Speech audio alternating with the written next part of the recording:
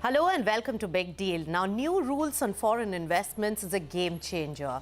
Many relaxations, simplifications and clarity given on how India can capture the global growth opportunities.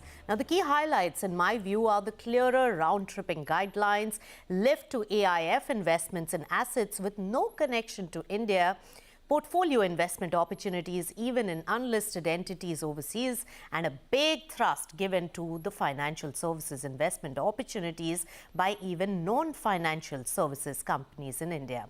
Rules also open investment opportunities to be captured in IFSC by both companies as well as the individuals. Let's deep dive into the various aspects with our panel of experts today. Let me welcome on the show Dinesh Kanabar of Dhruva Advisors and Cyril Shroff of Amarchand Mangaldas. Gentlemen, welcome to CNBC-TV18. Cyril Shroff, set the stage for the discussion. Why was this really required and how big a change is it in your view? So thanks very much for this, Nisha. And I think this conversation is very topical. And it's great that you're starting with the why, because I think that is the crux of trying to understand the rest of what is following the new ODI regime. I think the why is really about a kind of a confident, outward-looking India, both from a state point of view as well as from a private sector point of view. I think it is a big step in the journey of liberalization and ease of doing business, and a big migration towards a more trust-based, progressive regulatory regime. And corporate India now is ready for bigger and more freedom in terms of having a global footprint. Not that it does not have already, but I think this gives it a very big fillip. And we'll talk about it more detail in the rest of the session. Yes. But some of the changes are very significant. Yes. And it's also a lot of small to medium-sized changes, which collectively, when you look at the whole package together, adds up to quite a lot. So there are a few sixers and lots of ones and twos as well. Yes. And the total, I think, is good. So just to take a few examples, firstly, there's a very clear definition of ODI and OPI. Yes. As you said in your opening remarks, there is more clarity on round tripping, which was earlier just part of an FAQ, but now there is a much clearer framework from the layering requirements point of view, and the absolute bar has been lifted and has been kind of made into a more streamlined framework. I think there is clarity in terms of deemed approval for so many things. After 45 days, if certain approvals don't come or it's not rejected, they're deemed to be approval. So it's all ease of doing business. I think there's clarity on deferred consideration. Yes. There is an interesting jewel out there. I don't know whether it was fully intentional or not. On swaps, they need not be only for against primary issuances. You could issue them against in exchange of securities, which need not be primary. It could be even from another company. So I think there's a lot of creativity which can be unleashed in this. Yes. Even the framework for guarantee for steps down subsidiaries has been clarified. It's a long list, and we can explore this in more detail. So many technicalities have also come in, but broadly, some of the big highlights, let's focus on that and delve deep into it. Dinesh Kanabar, financial services investments overseas gets a big thrust by financial services as well as non-financial services entities in India. Yes, Nisha, and again, thank you for having me on the show. I think it's very important. If I could just take half a minute to supplement what Cyril mentioned, I would break up all the changes into maybe three broad buckets. One is the big changes, including the financial services sector, which I'll speak about in a minute. And then you have certain things which are pure procedural impediments, which really created a bugbear. How do you write off foreign investments?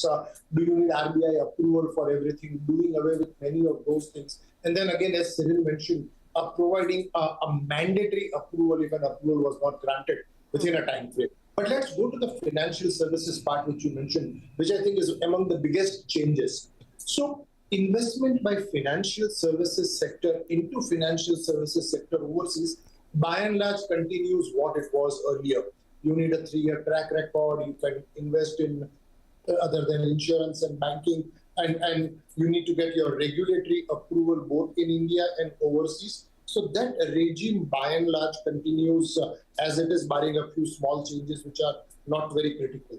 But I think the big important thing is that people who are in India, not into financial services, can make investment into financial services overseas. Now, that might look like a small thing, but the moment first is there is a definition of the term financial services. And the term financial services is defined to include any item which is regulated by a financial services regulator. So, for example, could one go back and say, this of course is a matter of interpretation which we will have to see over a period of time, that investments are today regulated, because if you are making investments, you could be an NBFC, and NBFCs are regulated by the Reserve Bank of India. Now, could you as an industrial house make a subsidiary overseas which is making investments into many other companies? And if that is permitted, as it appears from a plain reading of the provisions, that's a big thing opening up for the Indian industrial sector. Because then now you can say, yes, I want to make acquisition overseas. I will set up an SPV, of course, subject to the layering and all of those. But I can go ahead and make 400% of my investment, because an investment company, an investment qualifies as a financial services. So a big thing. The second thing really is, again, you mentioned in the passing, with regard to international financial services sector, which is, or the center, which is in the GIFT City. And again, in GIFT City, a specific permission that an entity which is not engaged in financial services can make investment into financial services sector in the GIFT City, even without there being a track record of profits. And again, as Cyril mentioned earlier, that you need, wherever you need a regulatory approval, and the regulatory approval has been applied for and does not come in 45 days, it is deemed to have been approved. So a big change, a very significant change, particularly with this interpretation that investment constitutes a financial services activity, and one can make investment into an investing company overseas is appropriate, as it very much looks like. That's right. You gave a full roundup, but one question on the financial services, which is a very meaty chunk of the new regulation. Cyril Shroff, non-financial services entities in India can invest in financial services assets overseas. And the question the industry is raising is that a manufacturing company, can it do the same? Do we have an answer, and what are the other aspects that you will watch out for, which will be a game changer in this respect? So I think banking and insurance, I think, has been treated separately, yes, because that is carved out. But financial services now is such a broad canvas. For example, fintech. For example, there could be a number of cognate services in the financial services space. There's a gray area on whether investment activity should be treated as part of financial services. I think it could, but that might be an area for further clarification. So even if you leave out banking and insurance for a second, there is a whole new world which has got simplified and which has kind of, the doors have opened because of this change. And industrial conglomerates could be able to use this route for expanding their footprint, or tech companies, for example, because the boundaries between technology and finance are merging so fast.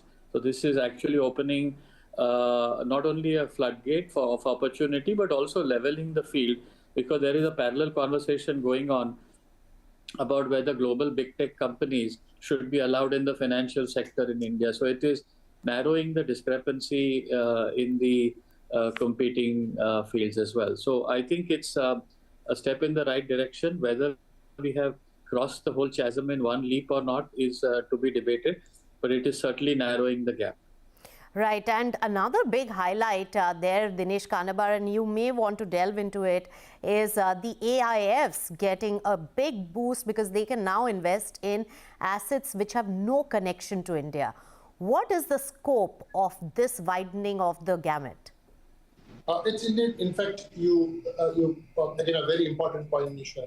Alternative investment funds earlier could, so first of all, any investment would constitute part of the OPI, which again, and again, if I could just step back here, Cyril earlier mentioned regarding better definition of ODI and OPI.